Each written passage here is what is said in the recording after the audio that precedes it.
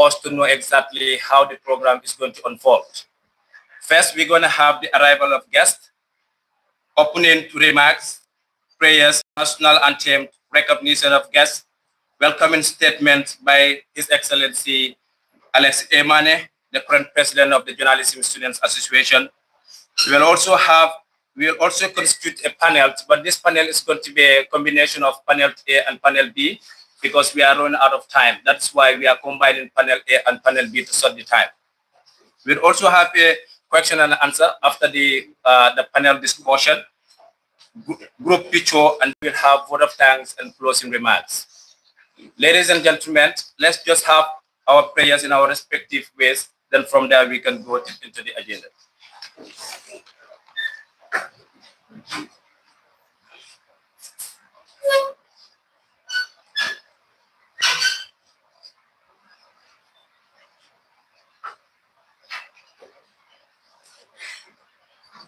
Thank you so much. Can we please write up for the national anthem, please?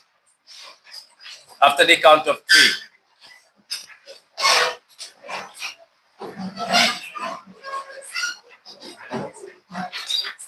After the count of 3, then we can sing the national anthem. 1, 2, 3.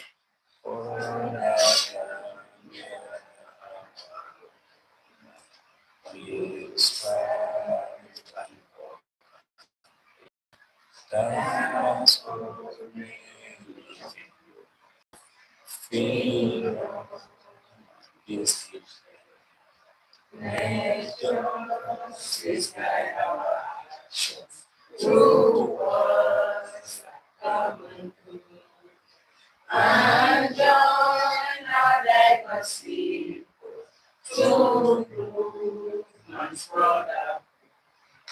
We pledge our allegiance, our promise we renew. Keep us, the God of nations, to the Gambia ever true. Are you proud of your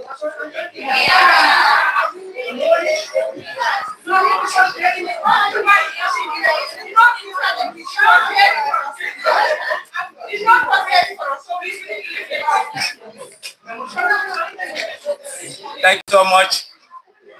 And now I have the honor to give the opening remarks. Distinguished guests, our respected lecturers, the media, the members of the Journalism Students Association, members of the 9th Executive Council of the Journalism Student Association. Good evening to you all. It is a great pleasure and honor to have you all here today as the JSA 2026 week is concerned.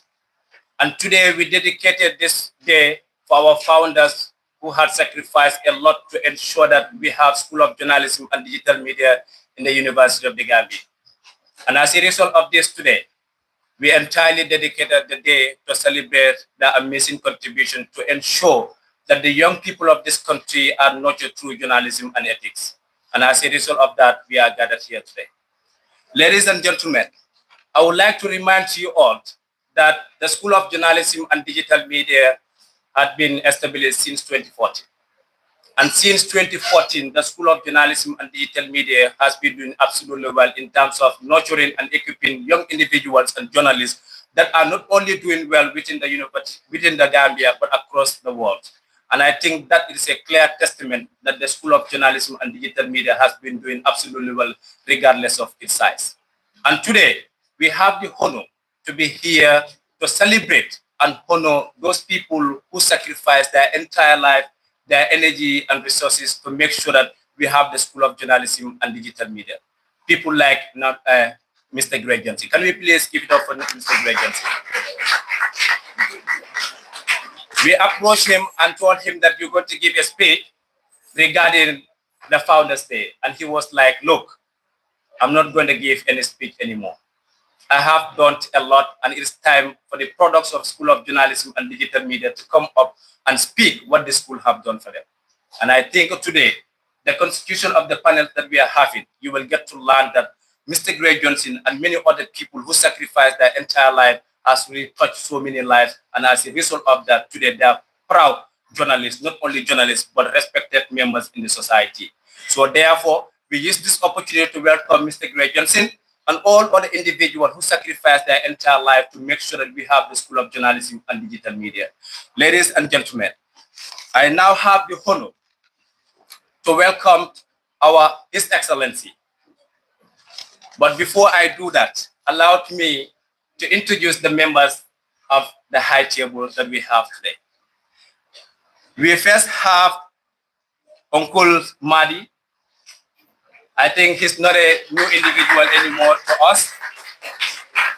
He's from Edward Francis Simon Center for Rights and Justice, an institution that has been fighting for justice, not only fighting for justice, but to make sure that the Gambian people enjoy the peace that we are enjoying today. And Uncle Madi, we are so much honored to have you here today.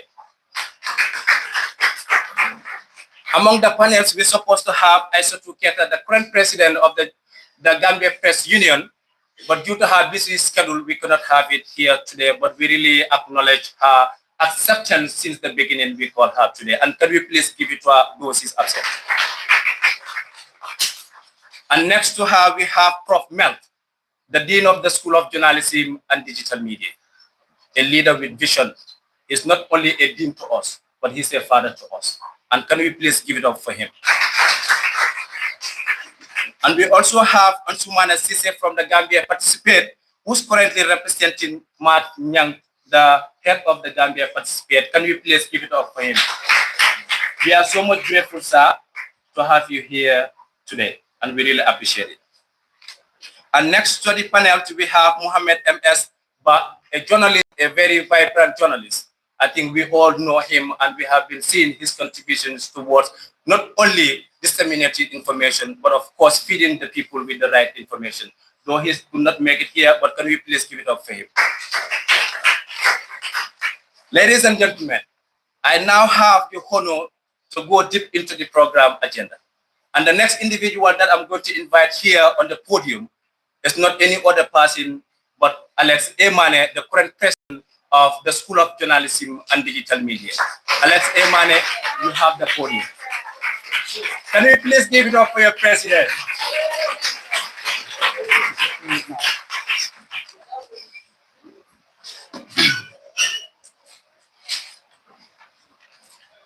Salud. I think I am nervous. It is well. But before then, permit me to recognize our invited guest before I read my speech. I want to recognize my brother, Mr. Ansumana. Thank you so much for coming for this. We are grateful. Equally, Uncle Madi of the young people. We are grateful for your honor. And of course, I recognize all the media house present here. I also recognize Aissatou NG Kamara, my vice president, and all the council members seated here. And as well, all the students of SGADM. This day is ours, and we must celebrate this day. But I can also continue without recognizing our alumni. Of course, they have contributed immensely for the success of this day, and of course, of the week. Ladies and gentlemen, this year, the School of Journalism and Digital Media came together, not only the council, but even our alumni, our lecturers, we involved them, to come up with a team that reflects the school, a team that addresses pertinent issues happening in the Gambia. And the team reads, Journalism in the Digital Age, Ethics, Innovation, and Advocacy for Peaceful Elections. Of course, we are citizens of this country, and we are aware that we need ethical journalists. And now that we are working towards election, what is our role? That being said, we debated and we all agreed on one thing, that we must run with this team. And of course, the team is addressing the current issues happening in the Gambia as we are working towards the election. Ladies and gentlemen, we are living in a time where information travel fast or faster than bullet. You may launch your AK-47, you may launch your any kind of gun, whatever, any kind of bullet you may think. But we believe that information travels faster. Therefore, that being the case, we cannot just let it slide like that. We must punish the kind of information we share. And of course, today we have different kind of platforms where this information are disseminated. We have the digital platforms, we have the radio, the print, the TVs, you name them. In fact, today, everybody in the Gambia is a journalist. As far as we have our smartphone, especially with the world of iPhone, everybody reports information. But the question remains, the kind of information we are sharing, is it tangible, is it factual, is it evidential? And that is why our school is teaching us on ethics, how to be innovative, and how to be people or journalists who are so responsible in guiding the kind of information that they are sharing to the public. If you look at our school, we have young aspiring journalists who are coming. There is nobody with age 40 in my school, I'm not really sure. Perhaps Ibrahim might have age 40, I don't know, but I doubt. So that tells us that our school, we have young people who are there. And these are the younger generation coming up and the future of this nation. Innovation is also shaping the future of our professions. Digital tools, multimedia storytelling, data collections, or journalism. And as well on how we use our social media platforms. Most importantly, we must take this profession with great delight.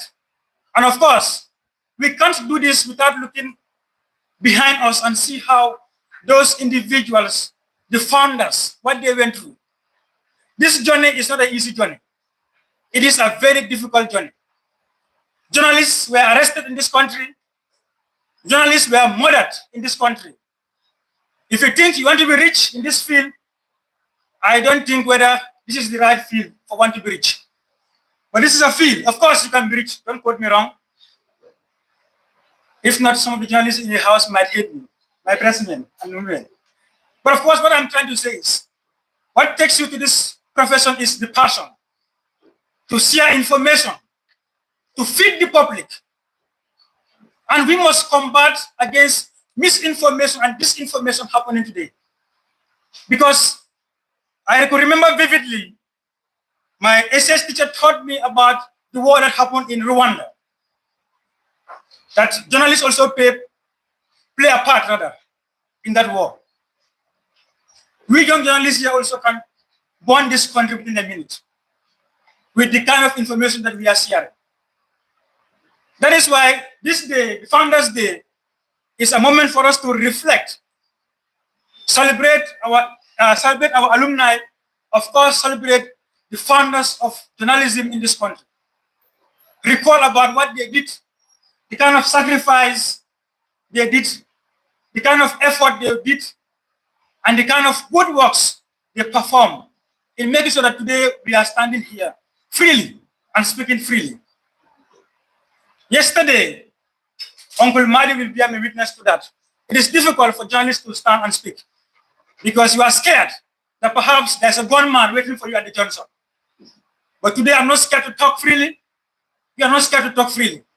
All of us, we can speak and speak our mind as far as journalism is concerned. Ladies and gentlemen, I humbly welcome you to SJDM JSA Week 2026 Founders Day. You are highly welcome. And I am pleased for your kind attention. Thank you so much for coming.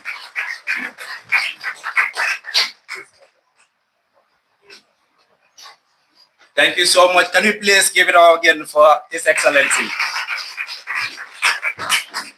Leaders, sometimes we are born to be leaders, but sometimes we train ourselves to become good leaders. And Alex Emane has been a very good leader. And through his leadership today, the School of Journalism and Digital Media has achieved so many impacts within the University of the Gambia. He is a leader with vision, a leader that always believed that whatsoever he needs to get, he will go for it and he will drag it closer to him. And he is that kind of person. So therefore, His Excellency, thank you so much for that remarkable speech. We really appreciate for your welcoming remarks. Thank you so much. Can we please give it up again for him?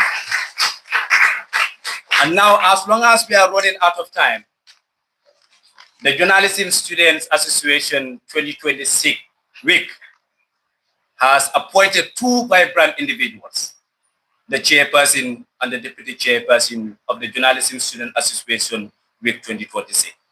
And the chairperson for this week is not any other person but Ajimam Jen. But unfortunately, she could not make it here because she's not in the country recently. But today, we are so much grateful to have our brother, somebody that we look up to.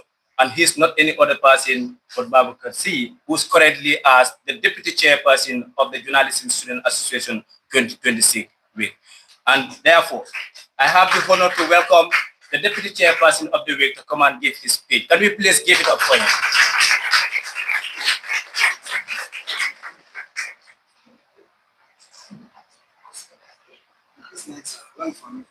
I hope the press can you see this? No, you can't. Definitely cannot see this.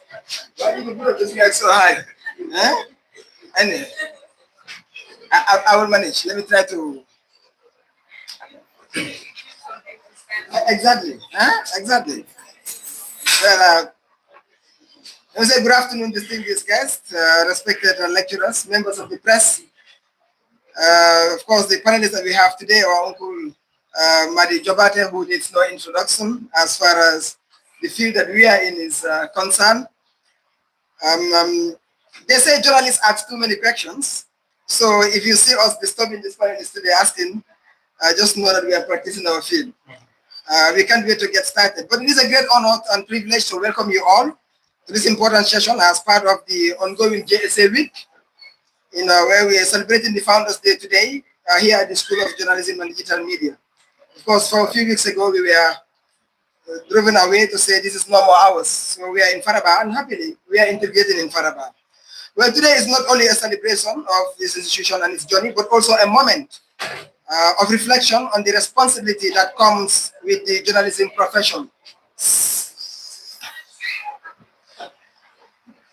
We are especially honored to have in our midst Mr. Gray Johnson, one of the pillars of the School of Journalism and Digital Media, whose contribution to journalism and media development continue to inspire many young journalists across the country.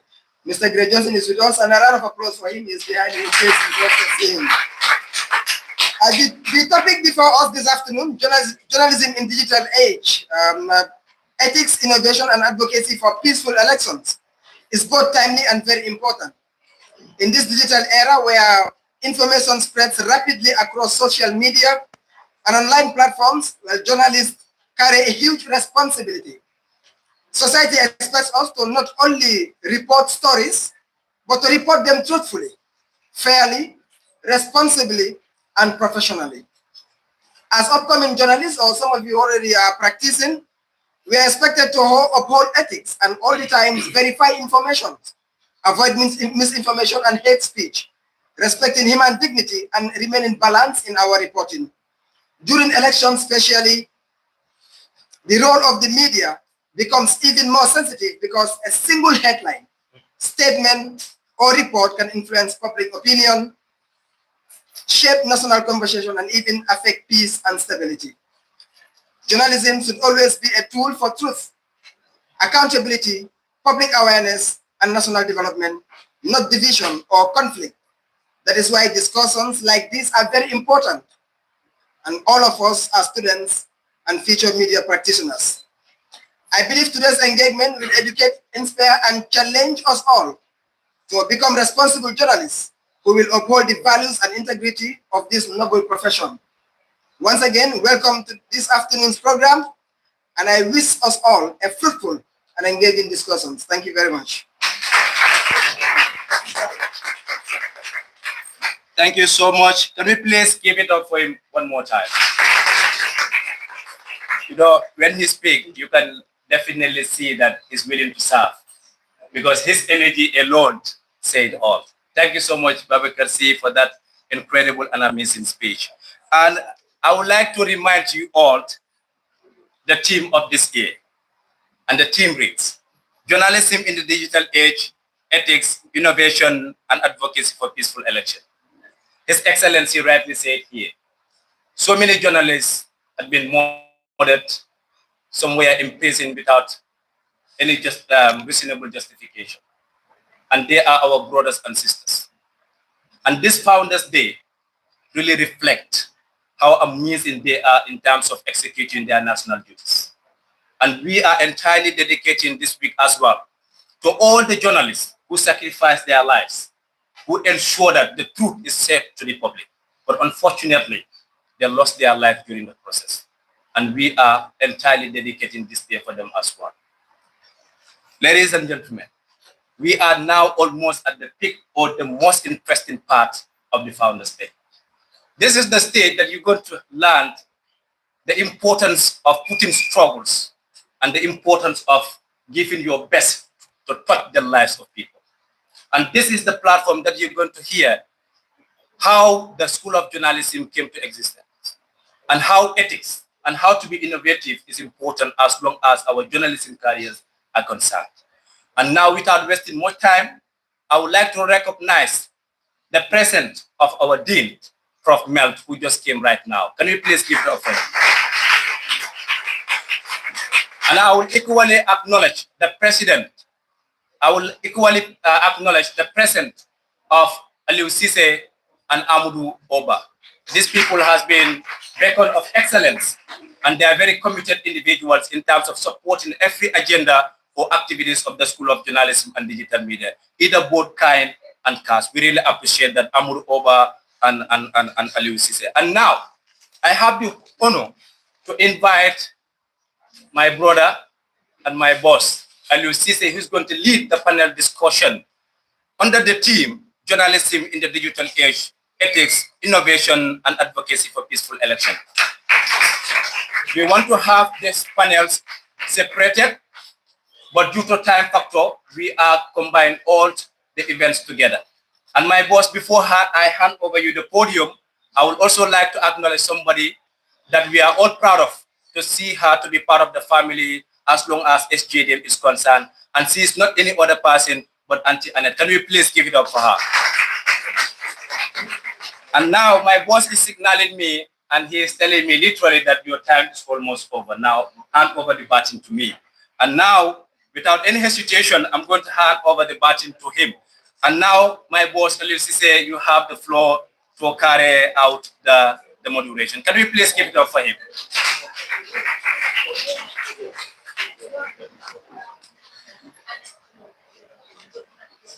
Thank you very much, Ibrahim Cisse, IPRO JSA 2026. Like he mentioned, my name is Aliou Cisse, a final semester student of the School of Journalism and Digital Media here at the University of the Gambia, and also a practicing journalist for almost 2 decades now. It's good that we are here to celebrate this important activity as part of the 2026 JSA week. Back in 2014, if I'm right,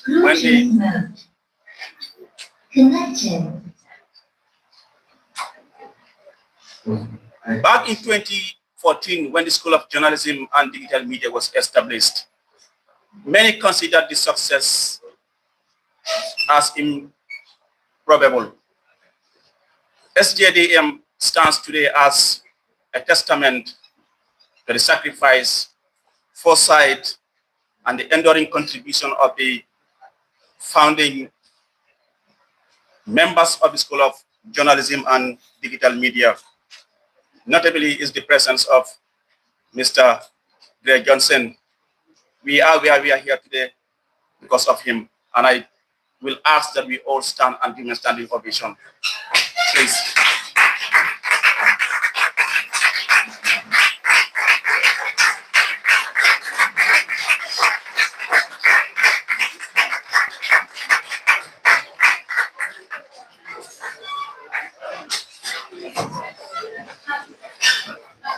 Mr. Greg Johnson, we are quite honored and we are quite grateful for all that you have done as far as media development in this country is concerned. And we can't pay you enough, but just to pray that Allah grant you longer life and good health so they can continue to share your experience and knowledge with us. We are quite honored. And of course, Prof. Mel is also here. Prof. Mel, thank you so much for the leadership role that you have.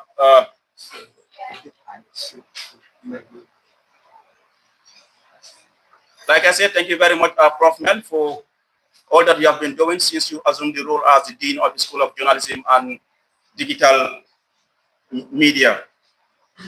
Like Ibrahim earlier mentioned, today we gather here not just to celebrate the legacy of the School of Journalism and Digital Media, but to confront the realities shaping our profession. We are living in a time where journalism is no longer confined just to the newsrooms.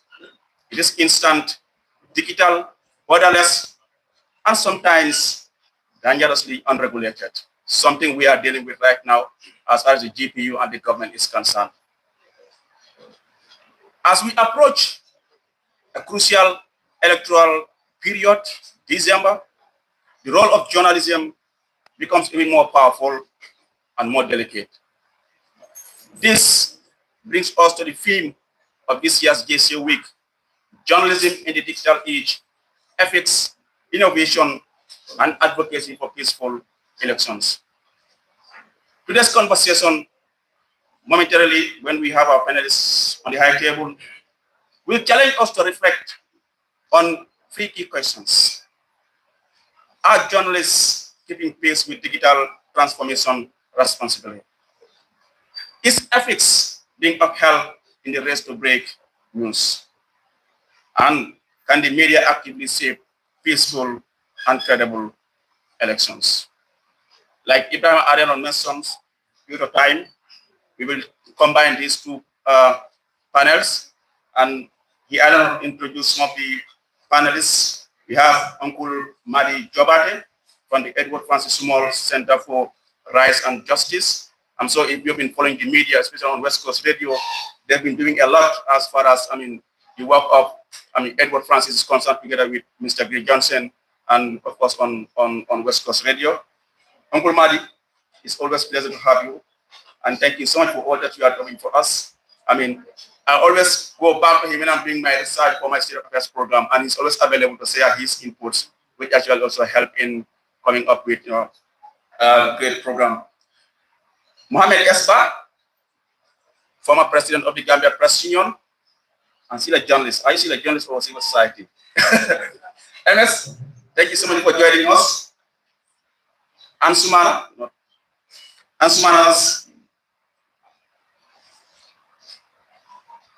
Sise, thank you so much for coming from Gambia Participates, representing Mar Nyang, who is the executive director of Gambia Participate. Prof. Mel, you can also join us on the high table.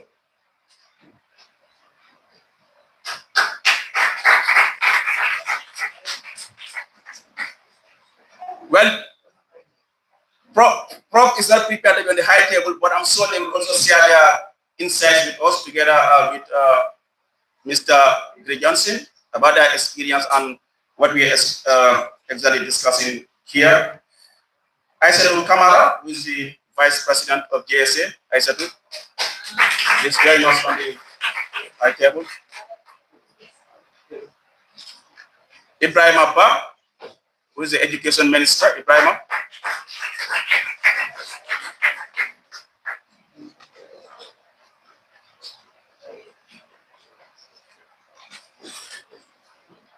Please, can you join us on the high table, please? Ibrahim and Aissatou. Okay.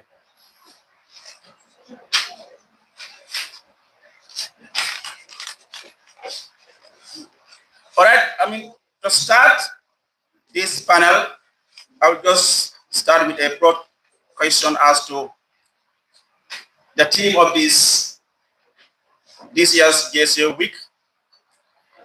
Uncle Madi, you've been very much involved as far as elections and civil rights is concerned. In terms of the theme, is the theme considering the realities that we are facing as a country. So,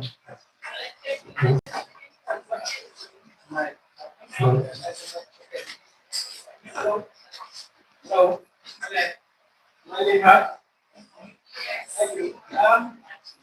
Yeah, thank you.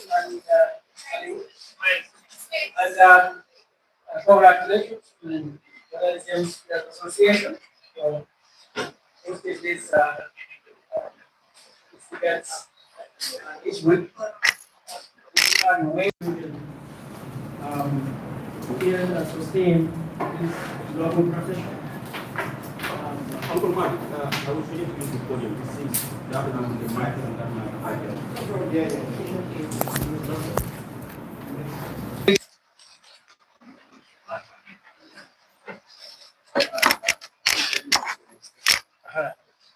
I think because it's journalists, so we have so many advice and comments. You don't give this to everyone. But yeah, I mean, I was just saying to congratulate and commend you for this event and certainly for inviting me. And it's a great honor to share with all of the other panelists here. And I want to join Adeu in particularly celebrating Larry Johnson, for not only his role in the development of this school, but when we look at it in terms of, the survival and the sustainability of journalism that he created by producing a book on the history of journalism in the Gambia. I think that is a significant everlasting repository that goes to feed into the life and the development of journalism and journalists in this country. I think that is an achievement that requires honor. So, sir, thank you for that contribution. This theme certainly it's very relevant in every respect. Ethics, innovation, and elections are very at the heart of journalism itself.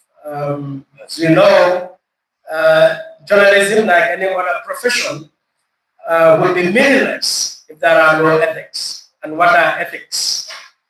These are guiding principles, standards that guide us in fulfilling our responsibility to determine how we do this in order to ensure the integrity, the credibility, and the reputation of the profession.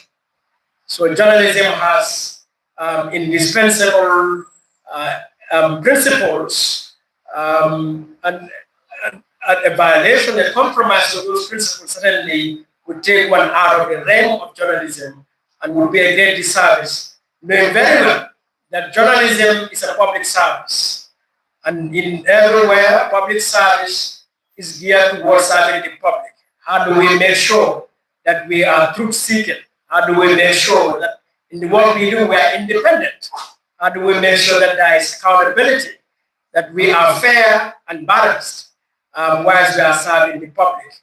And so to make a subject of discussion on an event like this is so fundamental, knowing very well the threats that journalists face are not just physical, but threats that seek to undermine, to compromise the integrity, the credibility of journalists as individuals and as media houses, so that the truth may be compromised and public service may be harmed. So to remind ourselves of these ethics, to emphasize these ethics at this particular moment, not just in the Gambia, but across the world, if you are following events in the way they are unfolding, it is so pertinent because we have got to a point where journalism has gone beyond the journalists, thanks to social media and the participation of every citizen who potentially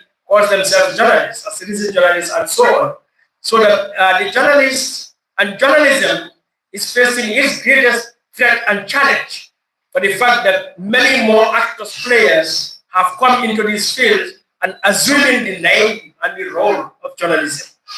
So it is important that those who are trained purposely to serve as journalists are very much aware of this, that you have a responsibility to uphold these ethics, not just uphold it, but by upholding them, you are protecting the legitimacy, the integrity, and the credibility of journalism as a profession. And for that matter, as I mentioned in terms of social media, innovation becomes critical, fundamental, because ultimately, how do we navigate in these worlds today, given all of the gadgets, all of the channels, all of the avenues, all of the opportunities, so that at the end of the day, journalism does not die. That journalism continues to provide the service that it's supposed to provide. And for that would require innovation. So that put together, ethics and innovation become critical. For us, particularly in the Gambia, when we face such a major election that is coming. And as you know, when it comes to elections, not just in the Gambia, misinformation, disinformation are very prevalent. And it is left to the journalists now to make sure that how do we confront misinformation, disinformation, how do we go beyond the surface to bring out the issues to the public in order to help them to make informed decisions in the election, in how they vote. So the role of journalists in elections, therefore, is so fundamental, but then this cannot be done effectively, efficiently, without adhering to the ethics and being innovative. So I commend you for this topic.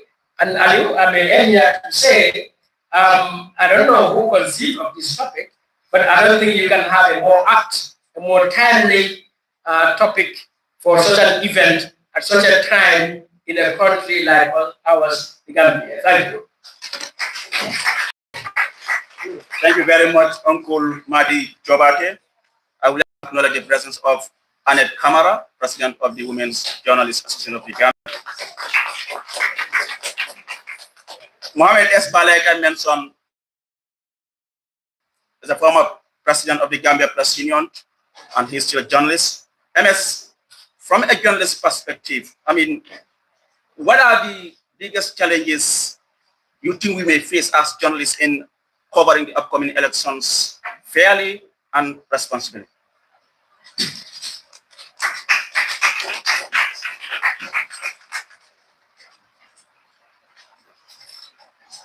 Thank you very much. Students, can you remember someone who always asks you, where is your dictionary? Not any other dictionary, but Oxford Dictionary. That's Mr. Nana Johnson for you. Thank you once again. Our great lecturer, Nana Gray, is Mr. Johnson, but Nana Gray. All right. Thank you for the question. Aliu. Ethics is very important. One of the biggest challenges is AI, artificial intelligence. It is really making it very hard. Oh, hello. Okay. It is really making it very hard to distinguish the facts. Oh, guys, can I use my infantry voice? Yes, I think I should. All right. AI is one of the things that would make it very, very difficult for journalists. We've seen the fakes. We've seen content going all over across the country. Counterclaims and claims, counterclaims. Even today, I don't know whether some of you have listened to the audio from Sweden. Yes, I think Watson Gambia posted it And also I was listening to Dr. Ismail Assise talking about the Ahmad Bas scandal in terms of the audio, the AI audio, using someone's voice, portraying it as if it was him. But the argument was that was AI. So how can we distinguish the reality from AI? And AI is not a bad thing. It depends on how we utilize this. And politicians are really using AI a lot to mislead the voters. And you know, almost 51%, according to data, statistics, are not, you know, they are educated in their own space, but I don't want to be using those kind of things, but obviously they're not going to through the conventional school. So they wouldn't, and they are not also exposed to these tools, AI. So if you see a video of Aliu dancing, you know, I'm sorry to use you, or you see Aliu saying certain things, obviously in normal setting, you will know that Aliu will definitely not say this. But will you be in Yomi, or will you be in Foni, or will you be in, let's say, Badibu or Boraba, to tell these ladies, no, this is not Aliu, you know, it's not, it's AI. And if you tell them it's AI, they'll say, what is that? For us, we are hearing the voice of Aliu. So this is where the media comes to play. What are we doing to ensure that we are more proactive? Because mostly, oftentimes, you look at the headlines, what you see is mostly Hussein Ludawa has said this, Barrow has said this and that. How are we thinking beyond just those rhetorics? I know it is the thing that will sell our papers, give us clicks, but are we thinking the disaster? Are we thinking about the disaster that politicians are doing by utilizing the artificial intelligence? I had some of my colleagues arguing. There was a day that I was passing by and someone was saying, oh, yeah, I heard you using Chat GPT. I heard you're using Gemini. I heard you're using, which is against the ethics of journalism. I was like, wow, if journalists can argue whether AI is against the ethics or not. If you want to know that, reference the Cherno Jallo Code of Ethics. This is, Aliu is a board member, and Aliu, maybe Aliu, you would have shared that, probably you would have facilitated. That was a suggestion to share the code of ethics to, I'm a student too as well. I'm in my final year, journalism, though I went through also certain trainings, but I'm also a student of the school. Final year, final semester, I'm on my research, but it is important to explore beyond the school. It is important, just like our Mr. Gray Johnson used to say, journalism, you have to explore beyond just the limits. That is why he always asks us the dictionary, that is the Oxford Dictionary, to bring along the Oxford Dictionary to explore. And he always asks about Kubla Khan and other, Don Quixote and other things, just for us to explore. So for me, I believe if you are talking about ethics, about whether AI is good or not, please reference the Cherno Jallo Code of Ethics. The GPU has made a very comprehensive document in terms of ethics, benchmarking, UNICEF, UN, AU, and other international federation for journalists. If you read that code of ethics on artificial intelligence, then you'll be able to keep yourself to know the do's and don'ts of AI. AI is not bad, but politicians are utilizing it. Are we using it?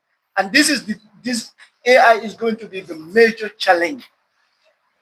If you see someone, a video of someone portrayed as if, just like a few months ago, we've seen Talib Ahmed Bensouda being associated to a religion, you know, a portrait of Talib Ahmed Bensouda. And if you look at it, you'll see you will see Talib Ahmed Bensouda. And sometimes they go beyond just pictures, but videos. Sometimes they go beyond just videos, but audios. And then it is difficult to distinguish this. So journalists should explore the new digital norms, the new digital, attributes,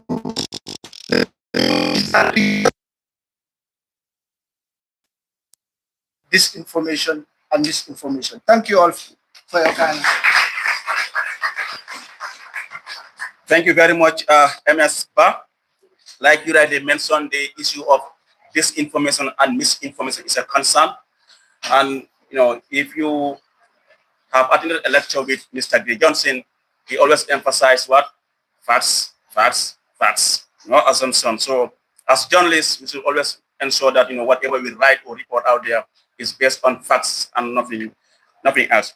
Let me now bring in Lamin B. Para. A journalist at the School of Journalism and Digital Media as well. As a student, what would you say is missing in our journalism education today? You can take it.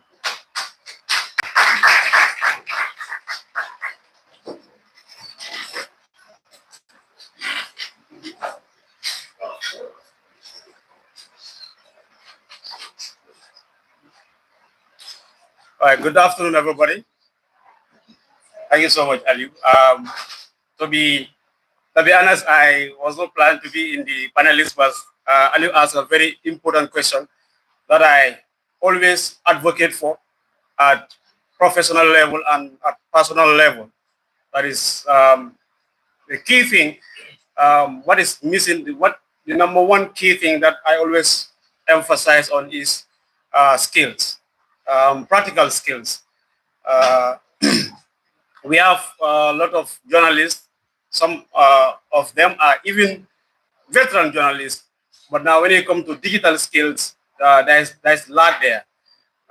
It takes me back to what MS is saying. If you are well equipped in digital skills, you will be able to figure out what is a deepfake, what is an AI photo, but an AI generated photo. But if journalists are sharing AI generated photos on their platforms, that means there's a lack in skills. And those skills are not something that you can just get from people just like that for free. It has to come from your own creativity. You will learn stuff, you will learn about journalism, you will learn a lot of stuff. Now, how creative are you, even in terms of writing? That is practical. But when it comes to the practical execution of journalism in the digital age now, because for journalists for not only journalists, but for all of us that are now working, aspiring to be an entrepreneur or whatever you want to be, in this 21st century labor market, if you want to succeed, you have to have digital skills. That's a very important. And I will call on the government and the Ministry of Higher Education to include this in our syllabus, practical execution of skills in our schools and practical labs in our schools. So journalists don't have to go up to university level and graduate and go to newsroom and still be taught how to edit videos or how to take photographs or how to design, make design to tell a story. Now you don't have to read an entire page, 3 pages, 4 pages, 5 pages to be informed. There are easy ways to do it. There are digital ways to do it. And I think this will be introduced in the highest learning institutions, both bachelors and masters, so people can learn these digital skills at the university, because it's going to help everybody. It's going to help the journalists. Recently, I've seen some veterans that are being in the journalism field, writing in the newspapers, also coming up to want to learn digital skills, because all is moving. So we must move as a nation. If we want to succeed in this generation, we have to have those digital skills. I think that is lacking a lot.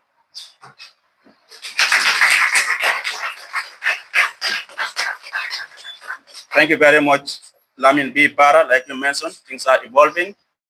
And so when Mr. Greg Johnson and many others, Prof. Mel and others, wasn't like this, but I mean, things are evolving now. So this is the 21st century in journalism, but the core principles still remain as far as journalism is concerned. Let me now bring in Asmana Sise from Gambia Participate. Asmana, you coming from the civil society background, how can journalists effectively hold political, actors accountable without being perceived as bias?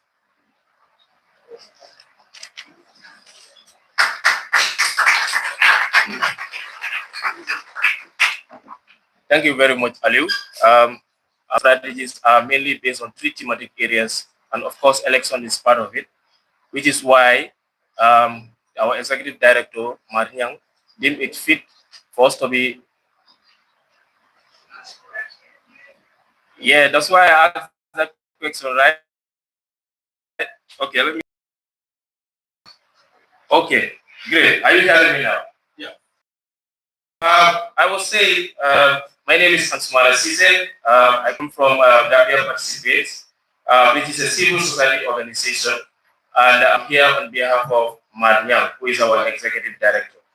So, Gambia Participate basically elections and election integrity is part of our advocacy thematic areas or focus areas. So that's one of the reasons why Mariam deemed it fit for us to be here. And also, I have to commend the JSA actually for incorporating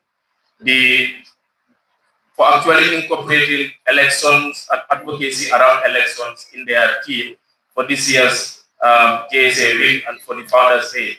Because in 2026, as we all know, we are actually in the election year. And Gambia participate when it comes to election observation. We are the biggest local or domestic election observers. We deployed over 500 long-term or short-term election observers throughout the country. We have about 1,500 and something polling stations, but we deployed almost 600 election observers, which is more than almost half of the police stations. So, Ali, you asked a very difficult question because now journalists have a very difficult job when it comes to reporting political activities, or especially in this election, without being labeled as an opposition, which is very, very, very difficult. So, one of the things, as other speakers have actually said, this is to be labeled as an opposition, as a journalist, it's unavoidable if you look at our political history and also our political realities.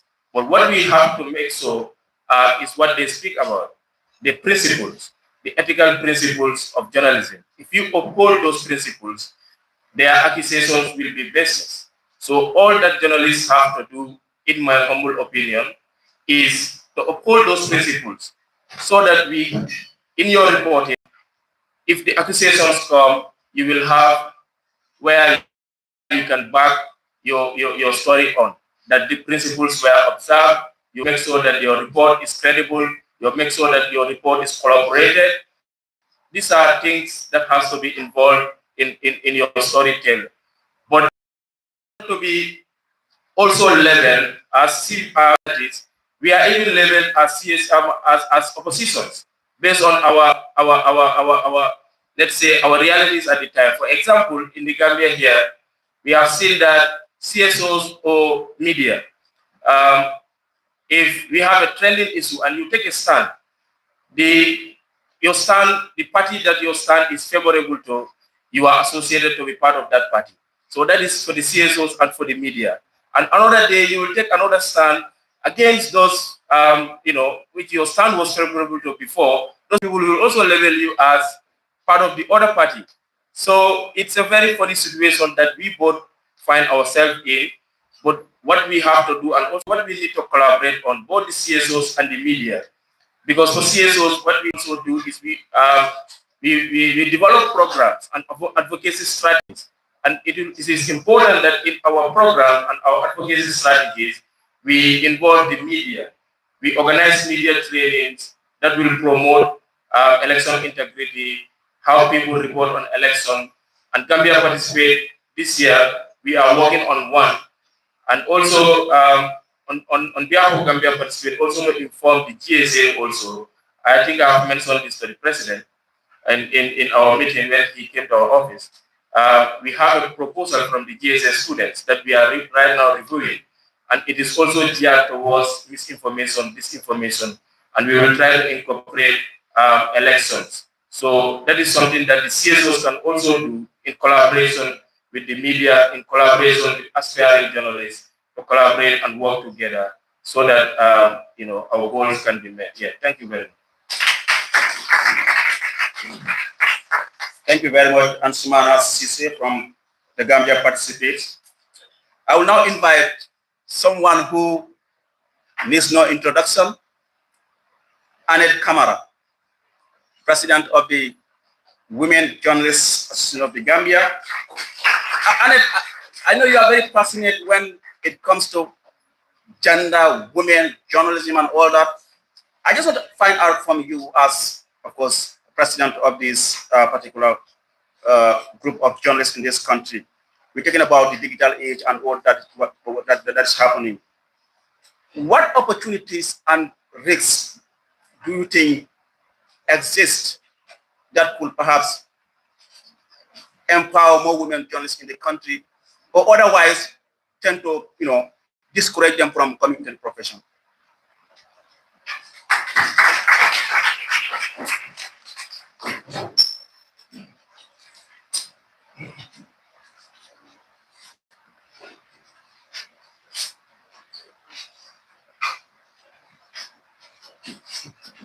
So because I'm equal, I'm really very cool and I'm not prepared to stand in front of the podium, I would excuse myself from using the podium. So as Ali said, women, gender, journalism, and the digital age. So for us at the Women Journalists Association of the Gambia, what is priority, what is fundamental, and what is of relevance to us is gender-sensitive reporting and leveraging on using digital platforms. Now, we have majority of students currently at the University of Gambia, School of Journalism and Digital Media as women. And you go to the Media Academy for Journalism and Communications, we have almost 70 to 75% students as women and girls. And currently, as for the Gambia Press Union, 60% of the workforce for the Gambian media landscape is women in the media. From reporters to presenters, they are all women. Now, I started with talking about the university and the media academy because the number of women we have is important, but the quality and the substance of women we have in the media is priority. And the quality of journalism we deliver is fundamental to attain anything we do. Now, MS talked about ethics, quoted the of ethics. Bara talked about having digital skills. Now, if you do not improve yourself, the opportunities out there you cannot utilize. The simple fact is that there's a global shift, and the global shift is digital. And when we talk about digital, we look at innovation. And yesterday, interestingly, we had an experts panel where we were talking about the digital space in the Gambia, how safe it is, how open it is, and what other opportunities are available for women and girls, especially in a CSO perspective. This is very important. And We need to know that it doesn't matter who you are, where you are right now, the entire focus of broadcast and online journalism is stranded. And we are worried about radio. Now, even radio stations are forced to stream online.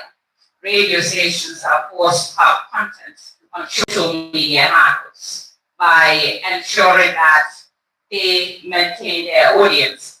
And that is the same opportunity that is available for us Gambian journalists. Now, the question is how much or how are we utilizing the social media space or the digital space as journalists ahead of the presidential elections or the electoral cycle in general. Now, this is an opportunity for women in the media for two reasons.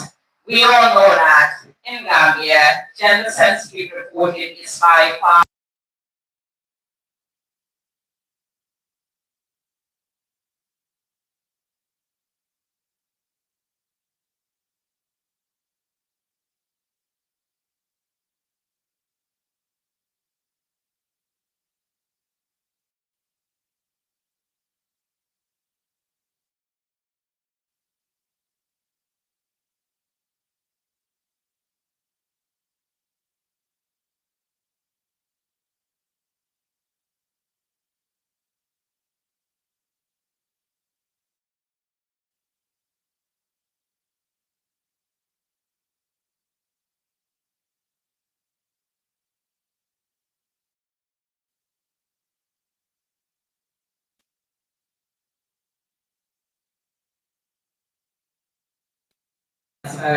we bring in female technicians, we bring in female sources, we bring in the simple minority or minority groups, and equally cater for inclusion. Because when we talk about elections, we cannot talk about elections without talking about women.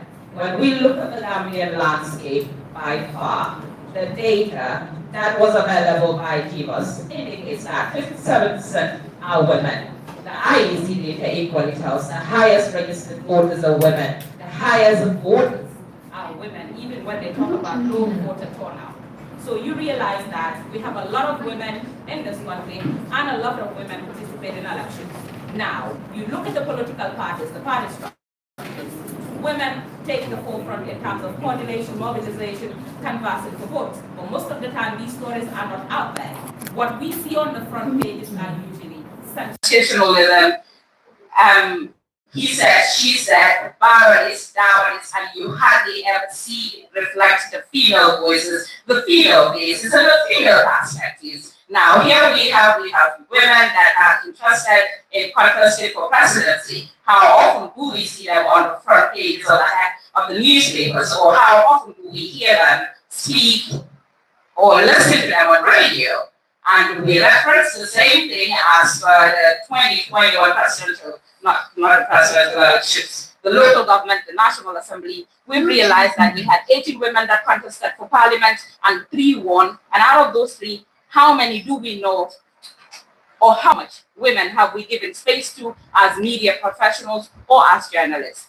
And again, it's the same thing that happened with the local government elections, where we had almost 158 contestants, and currently we had 18 that were elected. Out of the 18 elected, how much time or how much visibility or how much platform or space have we given to female politicians? And again, you reference the IEC Act, which talks about election and says each candidate should be given at least 10 minutes of airtime and air their rallies. And how many times or when have we ever paid attention to those things? Now, this is the opportunity for the Gambian media landscape. This is the opportunity for women in the media to leverage on the digital platforms and use your social media platforms to talk about issues affecting women in politics. And again, we talk about innovation and digital media. The most harassed people are women online. The most abused and violated people online are women. Now, I always reference cases where women read news and make a mistake in terms of pronunciation.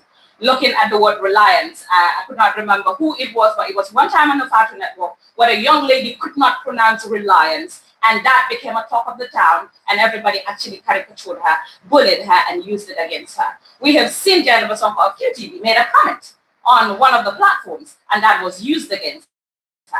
This is our opportunity to ensure that we use social media to actually talk about issues affecting women and girls ahead of politics, ahead of elections. Because what we are seeing is the growing trend of hate speech, misinformation, disinformation, and malinformation. And the opportunity for us right now is, how do we work as journalists?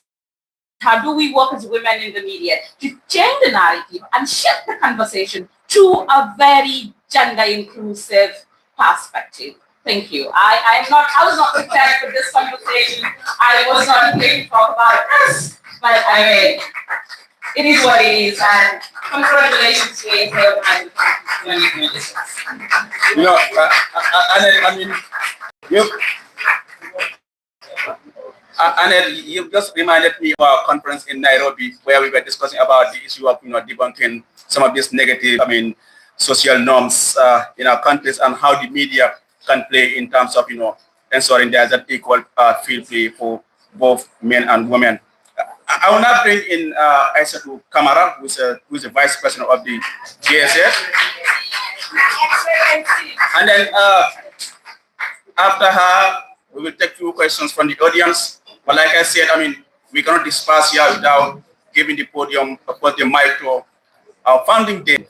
The erudite Mr. Greg Johnson, to also say some few words of wisdom, and equally Prof. Mel as the current dean of the School of Journalism. I said, as a student of the School of Journalism, just share with us what actually inspires you into journalism at this critical stage of our profession.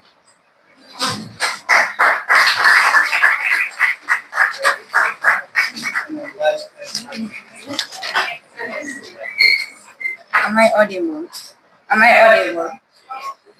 Yes. Yeah. Thank you. Good evening to you all. Good evening to you all. I would like to say, I think Miss Annette has said everything about the challenges that we are facing as women journalists in the Gambia, and just look at it right now. It's like we only have two panelists, which is really very something that is not like it's not balanced and it is not encouraging. Yes. Thank you so much for that question, Aliu. Coming into journalism and choosing this profession, it has been my childhood dream. I remember living in a place where that particularly women are not given the voices to speak out. And during the Jam time, unfortunately, somebody that I am in favor of his ruling. So what happened was, I would always tell my mom that when I grow up, I want to become a journalist. And that journalist, in fact, is becoming an investigative journalist. That's why most of the time I typed until I found myself in Malayan investigative journalism department. Yes. That is something that inspired me to come into journalism. That women, there are a lot of stories that are out there, they are not told. I think we need to do most of the legwork. When I enter into the investigative side of journalism, I realized that most of the journalism practice in the Gambia is mostly, let's say, a tip of the iceberg, where we most often attend events, coverages, and the like. We don't even go in deeper. When you look at it, you find out that there are no much investigative journalism, especially when it comes to women. We have Dija and Mariam Sankano and a few. The rest are either venturing into broadcasting, newspaper, and radio, which need to be addressed as well. So that is what brought me into journalism, investigative journalism. But before coming into journalism, I started with working for radio, print, and even online. I wanted to maneuver in the media broadcasting. So to know all of them, then come into journalism and find where I do not. I cannot just jump and go into investigative without going in the one step um, trend. So from that, I am enrolled into the University of the Gambia School of Journalism and Digital Media, which also saved me. Journalism, you cannot just get up and become a journalist just like that. Even though we have citizen journalists or mobile phone journalists in the age of in the digital age. So even that you need to go to school to learn. We need to know about the ethics, what that us in journalism, and not only focusing on reporting just like that. For me, honestly speaking, when I go online, I see news stories are published, maybe other some kind of somebody like a journalist that is practicing for him or her, he's something like that, or an influencer. So I'll be like, I will tell my mom maybe this person did not verify or there was no fact checking. So what we need more us as journalists, we need to do most of the fact checking to tackle misinformation and disinformation because it's really needed.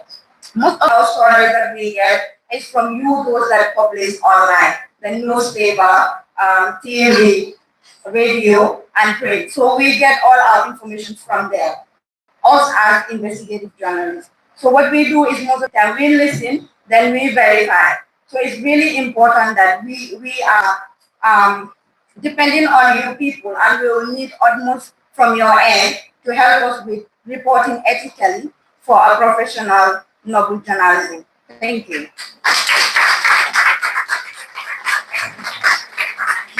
Thank you very much. We will always say credibility is our greatest asset. And once you lose it as a journalist, it's hard to regain. So I think it's something that we should always bear in mind as journalists that, we should never compromise our credibility. And that has to be based on whatever we write, whatever we report on should be based on facts. I know sometimes, it can be unpopular, but that's what the profession comes with. Like I said, we will now entertain a few questions from the audience, our panelists, before, and probably after that, like I said, we will get a few words from Mr. Gray Johnson and, of course, Prof. Mel, just to say a few words of wisdom with the students. If you have any question, please, you can raise your hand and then, the mic. Yes? I can't believe in a hall of journalists. No. Come on. All right.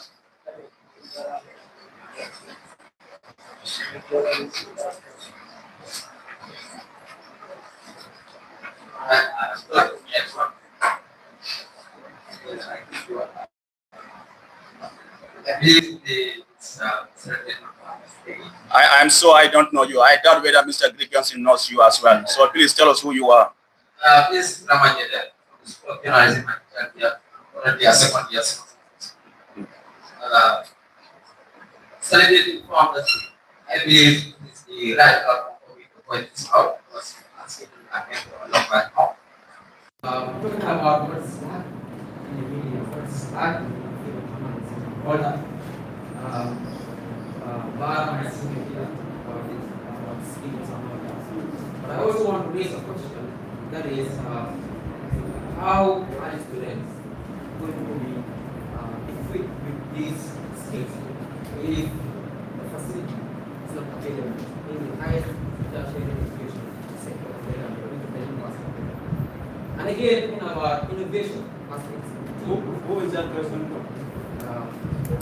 The elder panelists that lead this sector. So talking about innovation, yeah. Okay, I just want to take English 100 so proceed. Innovation, go ahead. No.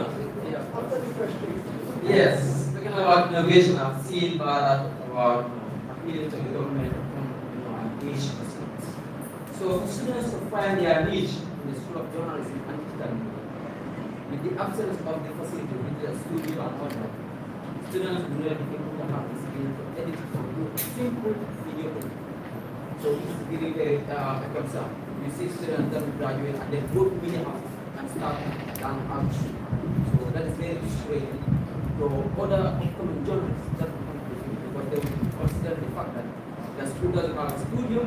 No, if I go here now, what would they practically teach me in terms of hands-on experience? So it is very, very questionable. So again, I was also want to ask about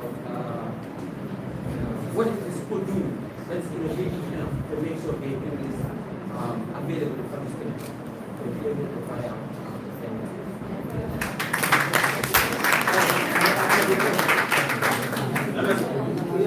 Are you answering the question? Yeah, I just want to go back. Yes, you know what they call crisis tourism, where there are crises, there are opportunities. And I made mention of leveraging the online and the digital space.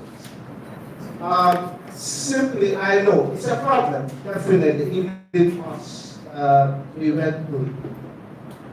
Now, for me, I believe education is beyond just the proper of us. Everyone has a smartphone. Look, I will tell you my secret. I hardly study.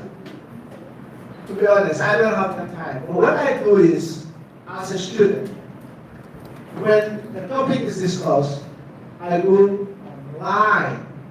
Like, for example, if you talk about film, you talk about editing, you talk about the angles, 360.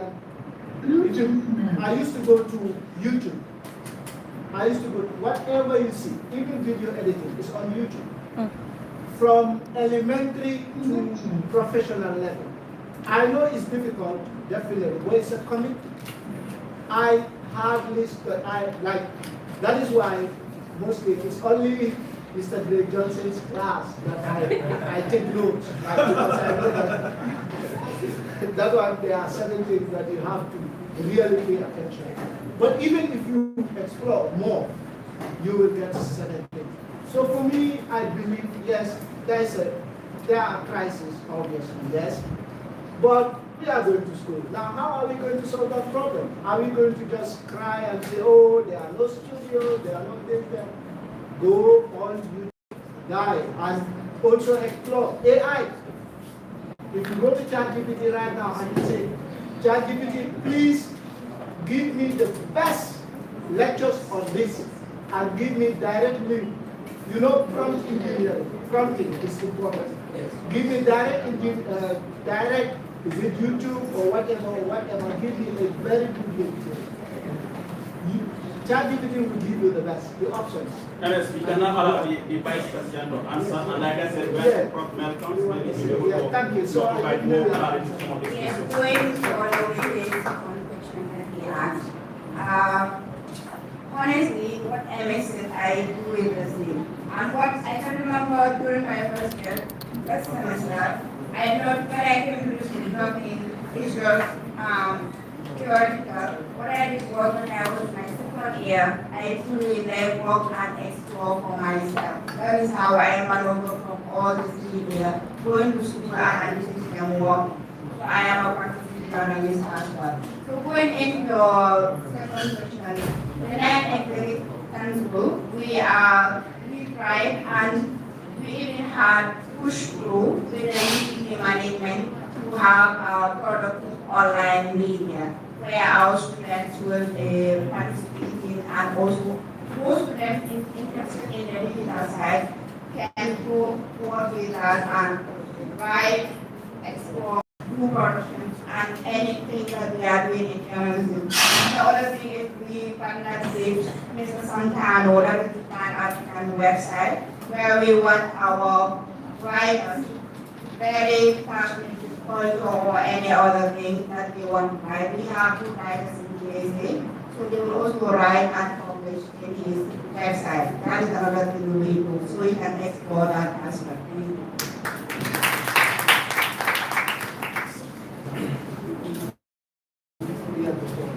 Thank you very much. MS has said enough. In 2018, all it takes for me to start digital video was a 1 day workshop, 2 day workshop I attended. I wrote about it not very long ago on Facebook. I had a letter to Mahmoud's photography. He does photography and called for a workshop for this party to train people on this photography and graphic design. 2 days after that, somebody at the presentation there introduced YouTube University.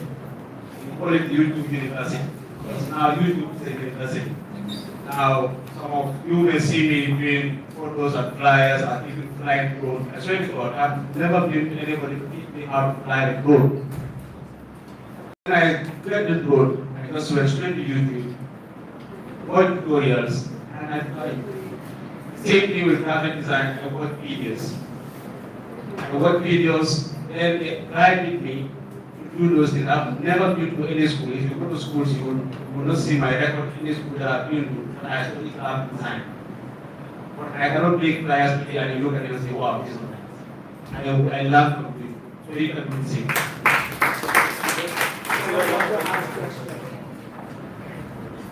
Good evening. Very important, I must say. Okay. So my name is Sarah Shaw. I'm journalism student. Sorry. Yes, ni hao.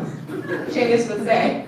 Yes, I'm a third year journalism student, and my name is Sarah Shaw. Very impactful, and I'm happy to be here. Right. So my question would go to the president of the Women Journalists Association. First of all, we must congratulate you. You're doing very well. Of course, I am very proud of you, I must say. And I hope you for her. Thank you. So you've mentioned the numbers and having women coming into journalism, which is a very great thing. It means we are having improvement. At the same time, you've mentioned the challenges, and of course, clearly we can see that from your presentation, hardly we have women at the table of affairs, even if we do, but it's minimal, right? You've mentioned the numbers. So I'm really curious as well to understand. I would like to believe you also have the numbers. Why, or what is the main reason why is that the case? Thank you.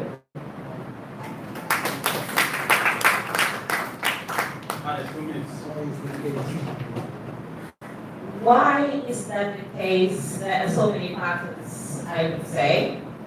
And usually, where the working conditions and environment usually not very favorable to women. Now, the biggest challenge we have in the media industry, especially in the women's sector of online and radio station in the Gambia, is that most of the women that are working, most, I will say, we are yet to establish the number and the numbers because we are really working on a research to establish the numbers for women specifically. Well, one thing we can be able to tell you from all the dialogue, community outreach, from all community radios, including media calls we have done is that we have a lot of young women and girls that are so eager and hungry for fame and to be on the spotlight. They forget to improve, develop, grow, and prepare themselves for leadership. Okay. So, can I go ahead? Yeah. So, okay. So I'm gonna say this. Most of the women that find themselves in the media, especially those that want to be on the screen, because they carry the chunk of the numbers, we realize that most of them, sadly, very disappointingly, I have to say, are not trained to be specific, and even the ones that are trained, a lot of them do not develop themselves in the process of the job, and sometimes what we have detected is that a lot of us young women and girls in the media are too hungry to be on the spotlight, are too hungry to be that person that a lot of people, I wouldn't call you a star, that a lot of people would call celebrities, which really do not have substance. Because what you are doing is you are exposing yourself to be used as a commercial tool, to be sexualized on the screens, and all you are able to do is just be a presenter. Now, the world is changing, the game has changed. The reality remains, you need to be schooled.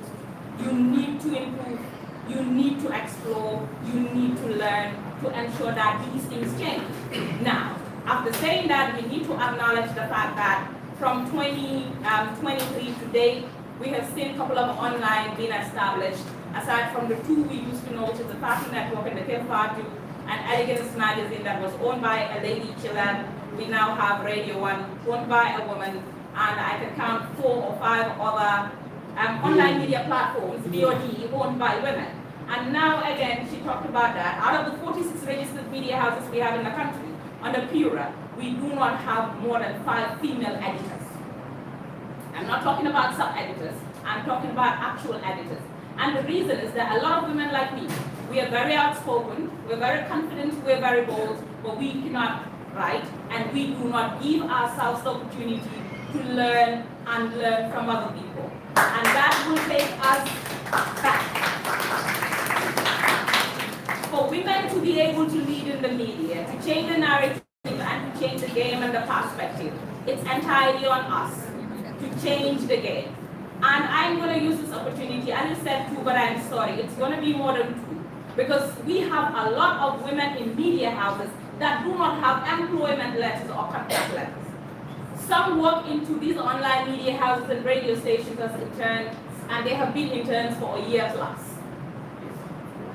The sad reality. These are things I'm going to tell you here.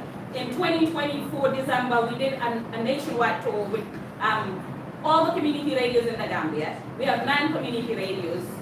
If you include Bolondala, we have 10. And out of those 10, we have 35 volunteers that are hosting radio programs and talk shows in all these community radios. But interestingly, there are not more than 14 that are actually part of the team. And they are not even staff. They are called support staff. The sad reality again. Now we go to the newspapers. Most of the reporters are young women and girls, except for last year in 2025, January, December, when ISA2 was promoted as a sub-editor at the Point newspaper. Now outside ISA2, when Maria Tungam left the Daily Observer as the managing director after Mohamed Sabali, I'm not sure there is any other female editor in the newspaper space at this point as I am speaking to you. Now we take that to radio, and I've always expressed my disappointment with the Gambia Radio and Television Services from its existence. And interestingly, we would all be interested to know that one of the first most vibrant women or pioneers of radio in Gambia, Sarah Joy, we would not shy away from mentioning her, was one of the managers back then at the Gambia. But after that, how many female managers do we have at Radio Gambia currently? We cannot count more than Hadibadi. And we reference Gambia Radio and Television Services since 1996 from managing director's position to this point I am talking to you. As you walk into the hall of GRTS, what you see is a lineup of men, no women. And now the same institution has produced the most vibrant, the most eloquent, the most educated, influential women in the world of broadcasting and communications globally. And now we reference the chairperson. Now we reference the chairperson of the ATI, Nana McDowell-Gay, who was a minister for information and communications. We have seen the likes of Fatuma Asio, who was part of the board. We have seen the likes of Jainaba Yanjai. But what have they done? Because you are just one woman in a board of 14 men. How much influence and impact can you take? And it's the same thing I talked about with the current executive or the current administration of UTG. I said, you know what, the student union is good, it's vibrant, but we don't want to see women serving as assistants anymore. Vice presidency role, what is your impact? You step in when the president was not there, what would that be? So this is the problem we have. Now it is on us that are at the university, that are at the media academy, to change the game. Don't just come to UTG and master the lecture notes. Improve on the skills, explore opportunities, network, develop yourself, build contacts. It doesn't matter how many BSCs you have. If you are not innovative, if you are not creative, you remain producing the same content we have in the country. And we are all recycling the same radio content in all the radio stations, the same stories on all the 5 newspapers, and that is the same story all radio stations pick up in the local languages. So this is our problem, and this is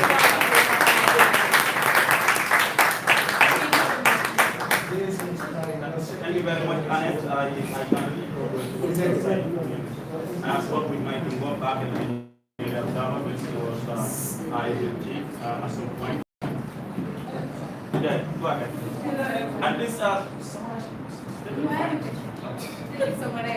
summarize the point.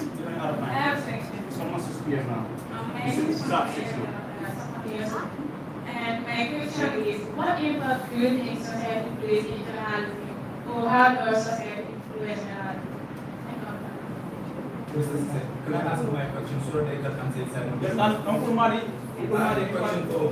Uncle Mari, you can step in, you wouldn't know what was at some point a journalist. So Uncle Mari. And he was trained and mentored by Ami Jufo and Lala Haidara. Uncle Mari, so please you can step in and Grateful. you can ask the question. Yes, the question. You can ask the question. That's going to be our last question because we like us here now. Yes, Uncle Mari, I have a question for you.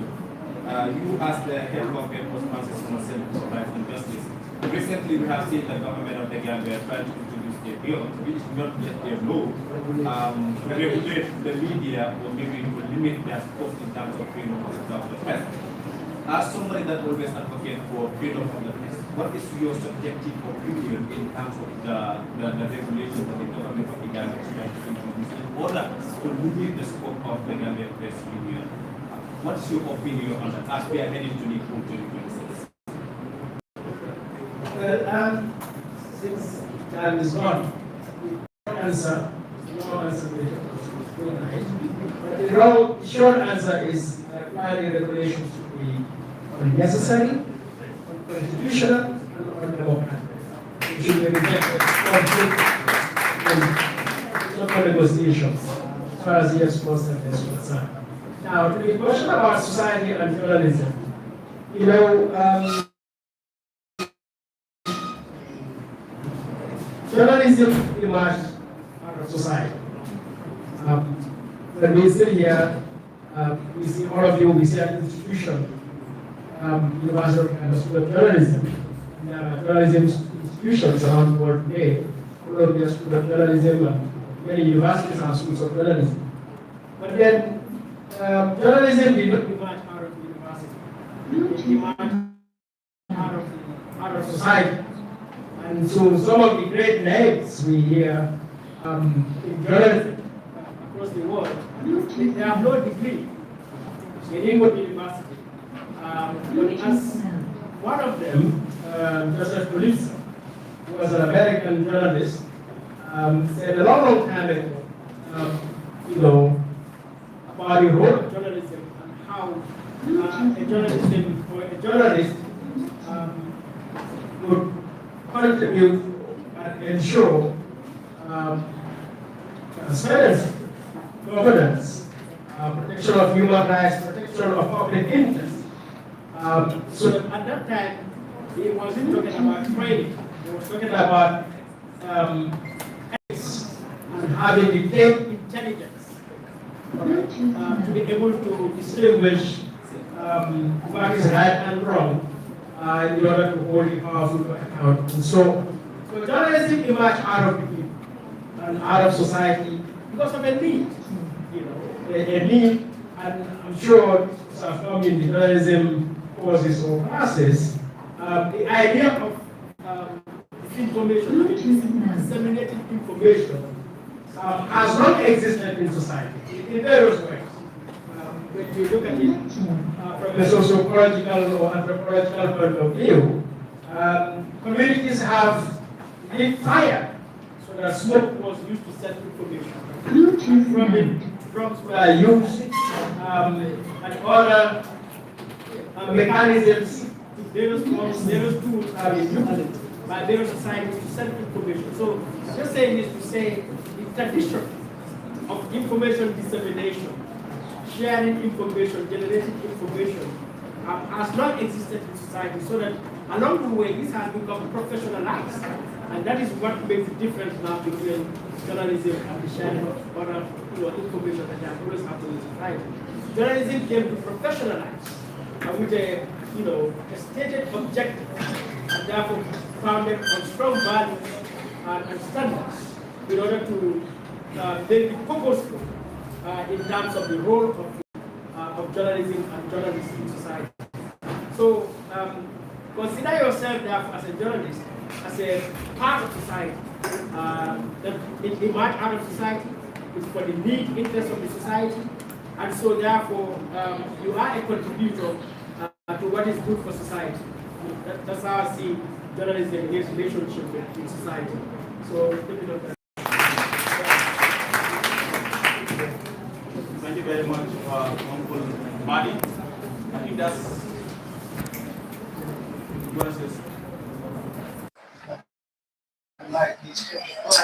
All right. Those were our last questions as far as this panel discussion is concerned. I now have the privilege and to invite the founding dean of the School of Journalism, the erudite Mr. Greg Johnson, to share with us something words of wisdom.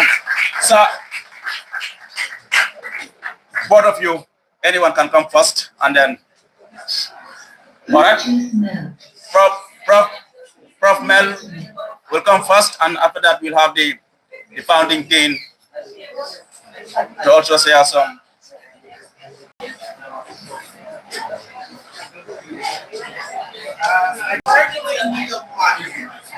Prof needs a mic. Where's the mic? But the problem is this is... Yeah. Hello. I'm not sure you... Okay, good evening, everyone. Is it evening? Yeah. Microphone. Okay, thank you. I'm so excited to be here. And it's always one of those moments I look forward to be part of everyone, as everyone I believe is part of me. Today is one of those days we take very seriously when we celebrate the week. And I believe you know that for obvious reason. Founders are light bulbs, and where they don't exist, there is no light. And we've had one, and who has been shining with every intensity and of course with every power, and that's wonderful. Of course, I don't have to introduce him. He's been mentioned severally, and it's very exciting to have all of us together because of the sacrifice of one person who had laid down everything and left it all here just for us to come on board. And so today is quite creamy. Creamy because looking at these faces, it wouldn't have been possible without you, sir.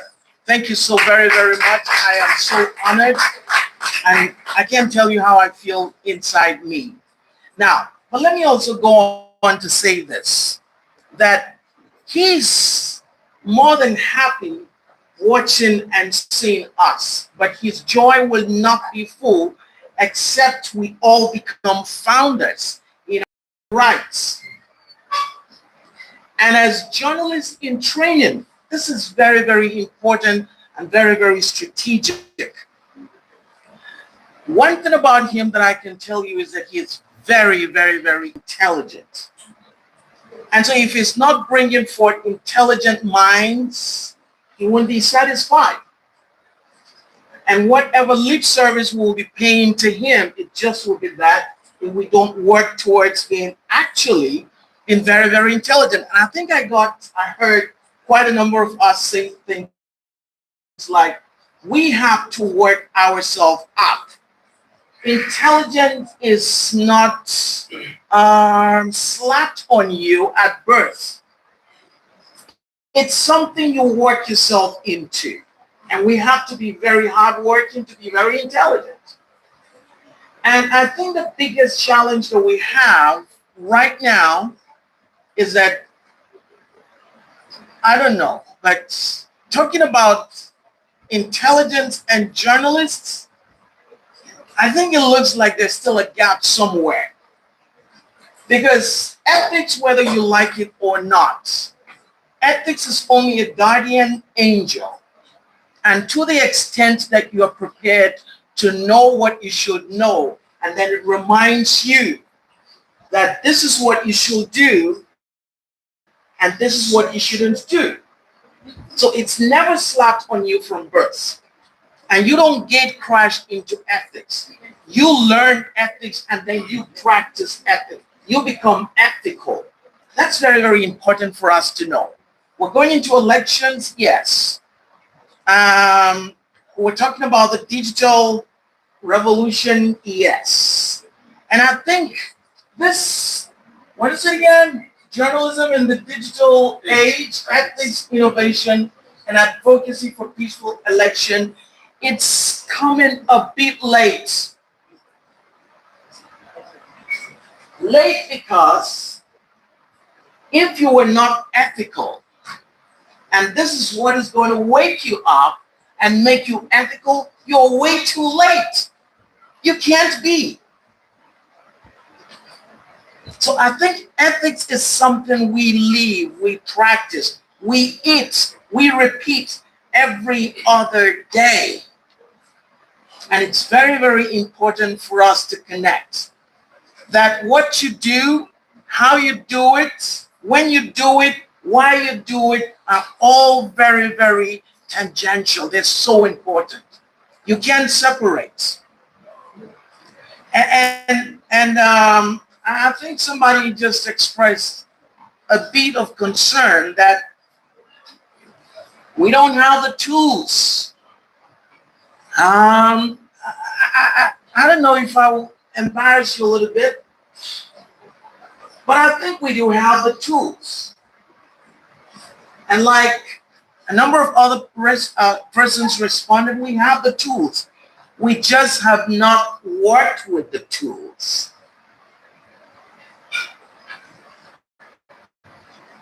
And I pray that 2026 elections don't get us pants down. Every time we talk about ethics, it's more like a revolving, discussion, talk here and there. But I think we actually need to band it together. In this time and age, confronting the challenges of digitalization, AI, we need to come together. We need to understand that we're not competing against ourselves.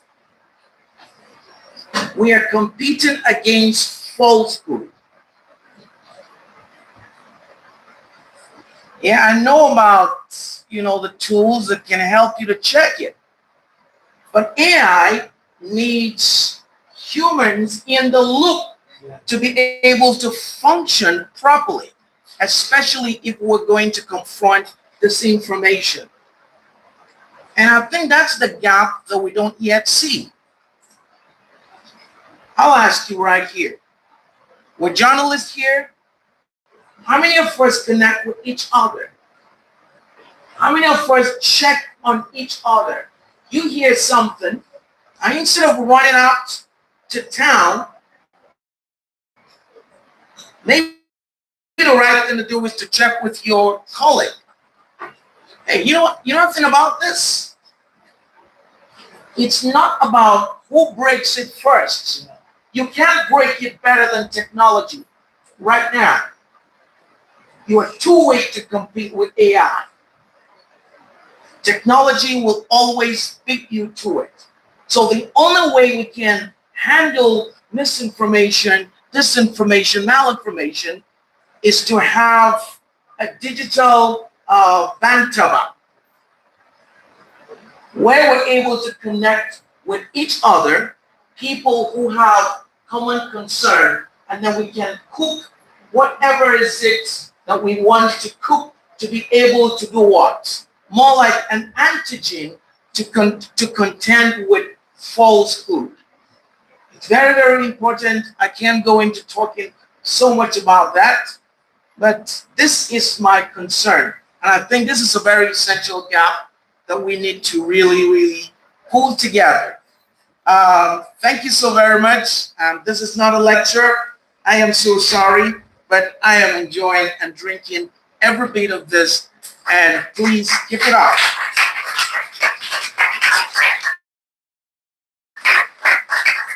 Thank you very much, Prof. Mel, the Dean of the School of Journalism and Digital Media.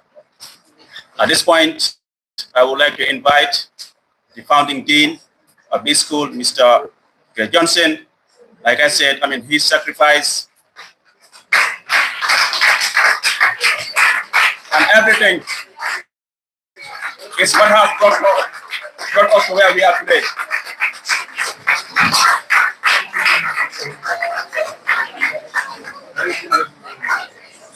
Well, I'm not sure whether you have the dictionaries here, but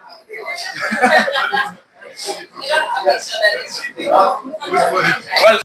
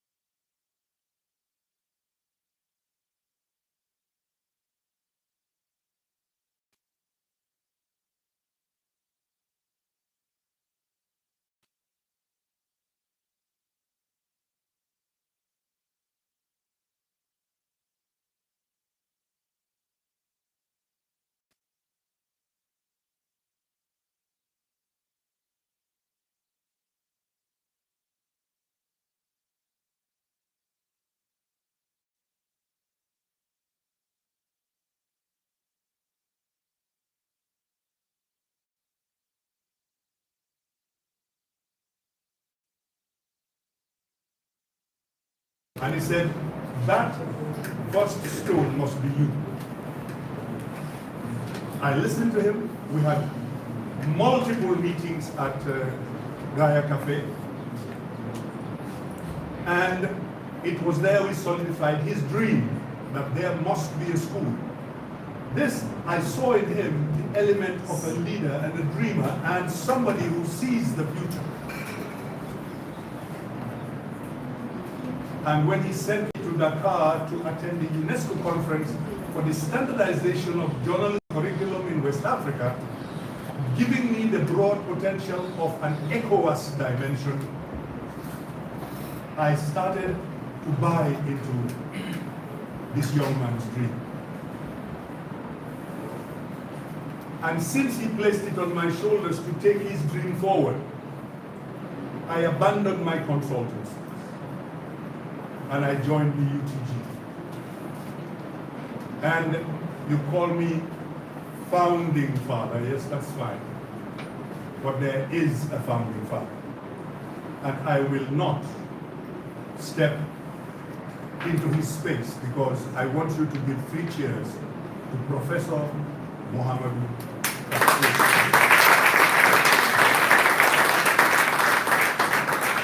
Therefore, there is need for a grammatical correction as I stand here.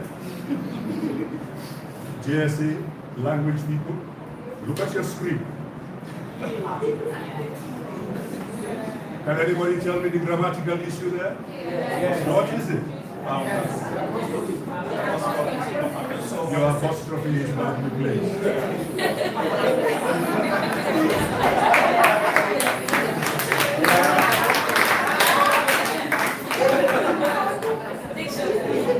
You are forgiven.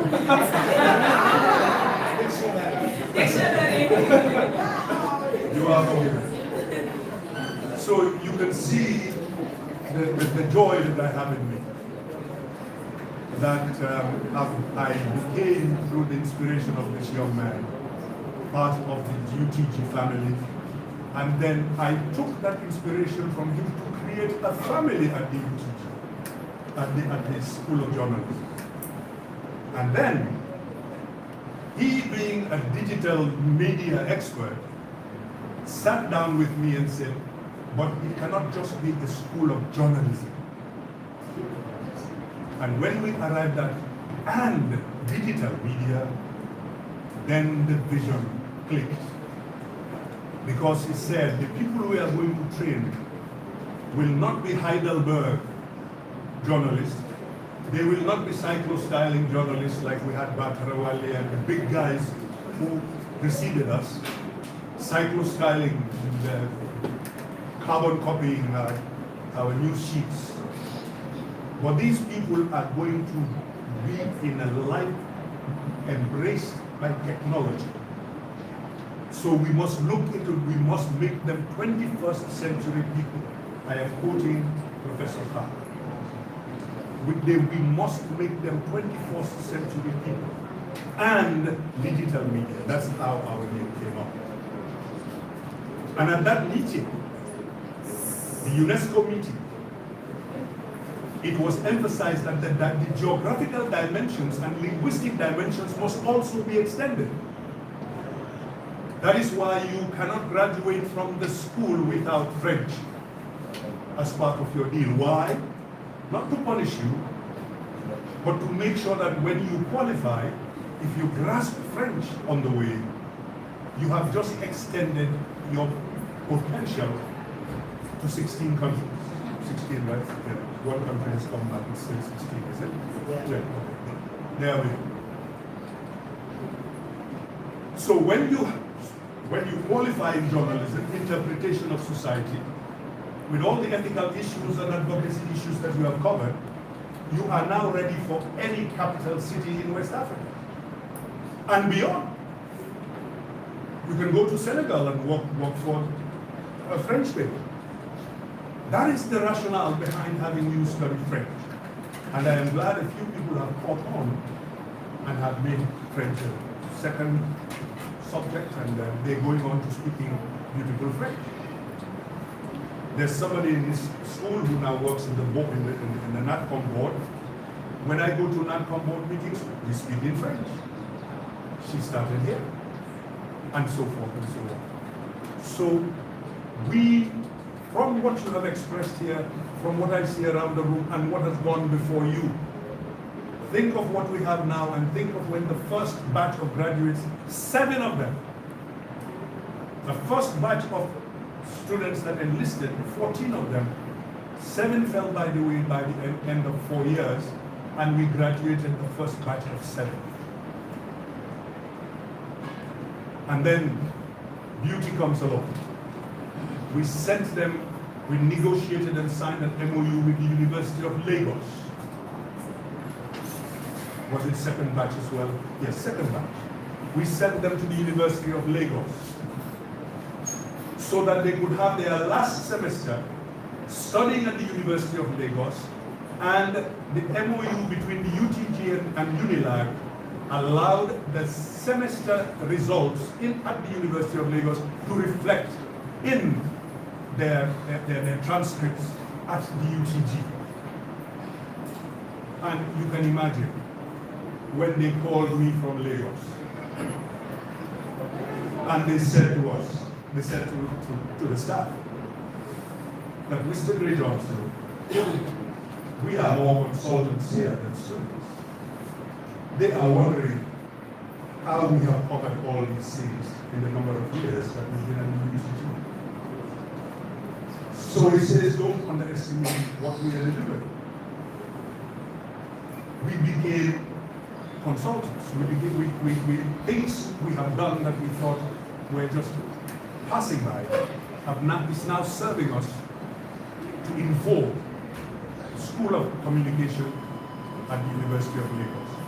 I have never felt so proud before of students who trained in our college.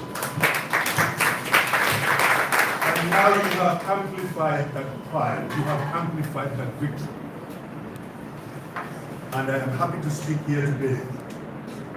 So I'm not going to spoil your session. I'm going to keep the secret tight with the dean. And it is news that you will hear at the end of the semester. So I might as well take this opportunity to thank you for all the support you've given to this youth family, this journalism family, and I will continue to be part of your ignorance and your familyness and your future success. I wish to thank you.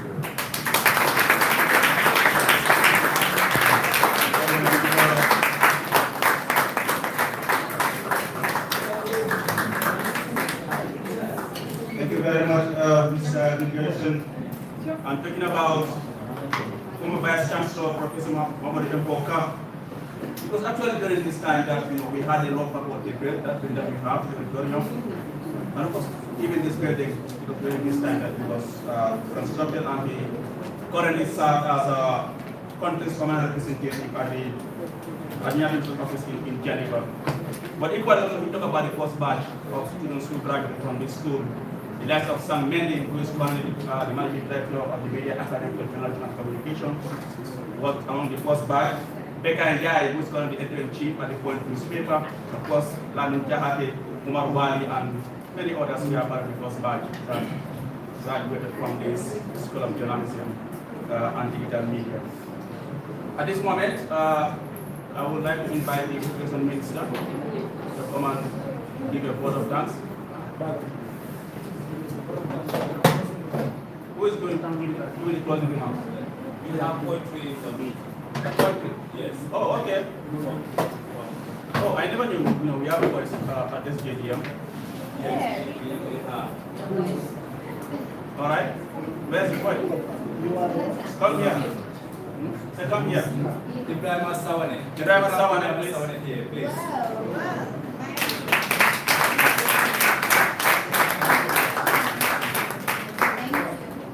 I would also like to acknowledge the presence of Al Amin, former JSA president, who is now working in the communications office.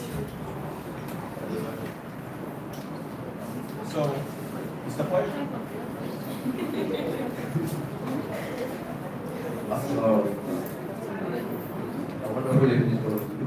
I am the student.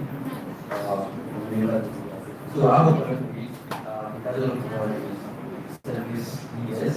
But before that, I would also talk to the purpose of awareness. And of course, to the presence of one of the guidelines, like in our academic, of course, school is so the title of my point is service leaders, and here it goes. How for we need to influence? How can we have running for society without multiplying activities? All they do is talk about before. Forget about their corruptions, they gather our resources and hold relations where we citizens are trying to close to the relation of our own living condition. It is the motto of our nation. For the peace and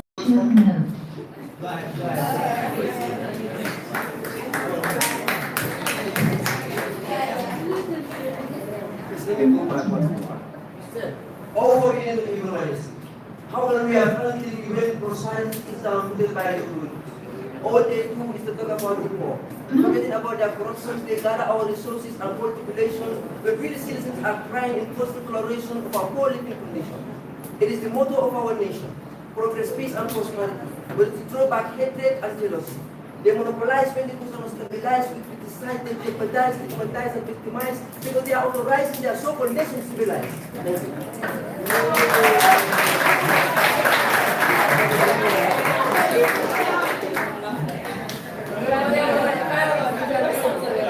Very much. Well, with that, it's all for me as the MC of this panel. I will now hand over to the IPR program to do the, thank you so much.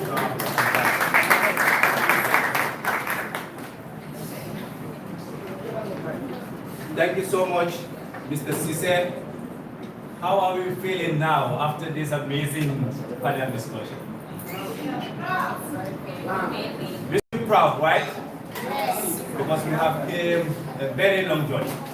And today here we are celebrating the fruit of Mr. Greg Johnson and Momodu Oka for establishing this amazing institution. I was so amazing when Mr. Greg Johnson boldly stood here and said, Professor Momodu Oka propagated the initial idea for the School of Journalism and Digital Media to be established in the University of the Gambia.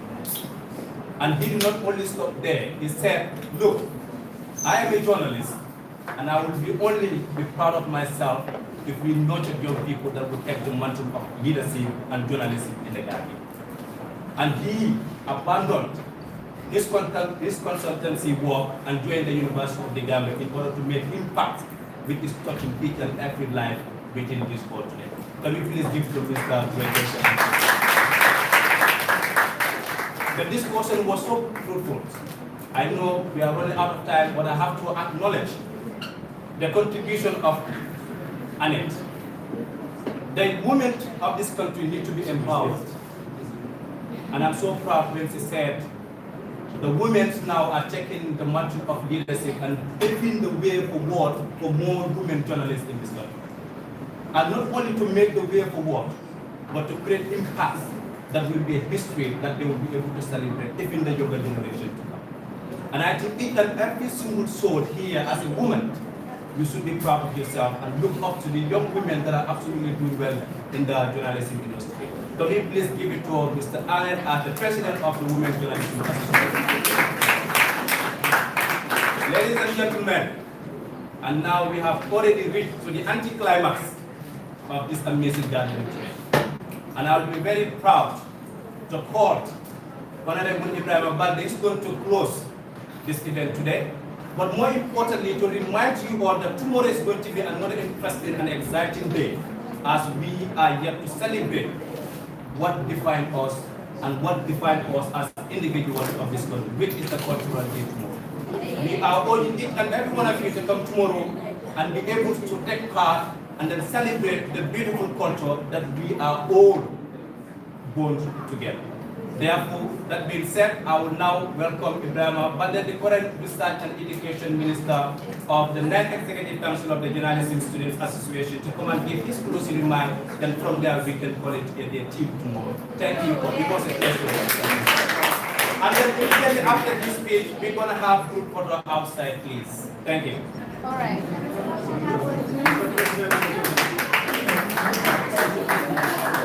So I'm just reminded by my boss, His Excellency Alexis Mane, that I should remind the media that tomorrow also is going to be another interesting day, and we are looking forward to see you all tomorrow. Thank you so much.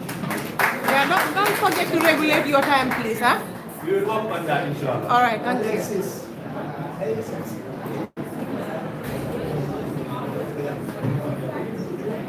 All right, distinguished guests, Dean of School of Journalism and Digital Media, lecturer Greg Johnson, who's also one of the founders of the Noble School, which is School of Journalism and Digital Media, esteemed panelists, media professionals present here today, and the students of journalism and digital media. Good evening to you all. As the IPR has said, I am Ibrahim Abade, the current Education and Research Minister of the School of Journalism and Digital Media Association. I'll be giving a closing remark for this wonderful Founders Day. As we bring this memorable Founders Day to close, I feel deeply honored to stand before you today on behalf of the Journalism Students Association. The Founders Day represents far more than a celebration of reflection on our agenda as the School of Journalism and Digital Media. It serves as a moment of reflection, appreciation, and recognition of the vision, the sacrifices, and dedication of those who laid the foundation of this institution. Their commitment and leadership helped shape the School of Journalism into a platform we proudly belong to today. Because of their efforts, many of us are able to learn, to grow, and to express ourselves within a strong academic and professional community. Today's event has reminded us of the importance of unity, leadership, professionalism, and academic engagement within the field of journalism. Through the insightful panel discussion under the theme, Journalism in the Digital Age, Ethics, Innovation, and Advocacy for Peaceful Elections, we've been challenged to think beyond the classroom and better understand the critical role journalism continues to play in society, particularly in this digital era. To our distinguished panelists and moderator, who is Mr. Ali Sise, student of School of Journalism and Digital Media, we sincerely thank you for your time, for your wisdom and valuable contribution. Your experiences and perspectives have inspired us and enriched our understanding of modern journalism and the responsibilities that come with it. To our Dean and Nana Gray Johnson, who is a lecturer, and other lecturers of the School of Journalism and Digital Media, invited guests, our alumni, and the supporters of JSA. Thank you for your continuously believing in and supporting the growth of journalism and the students of JSA at the University of the Gambia. Your presence here today means a great deal to us. And to our fellow students, thank you for your support and being present whenever we call your support. I also want to specially thank the SJDM executive, headed by President Alex Mane, the organizing committee, volunteers, and every individual who contributed in organizing this JSA week, particularly the Founders Day. So as we conclude this year's Founders Day celebration, may we continue to preserve the vision of our founders, to strengthen the unity within our association, and work together toward a more impactful and progressive case. Thank you all once again for your presence, your participation and support. May you all travel back safely to your home. Long live JSA, long live the University of the Gambia, and long live students of the School of Journalism and Digital Media and all journalists present away. Thank you very much.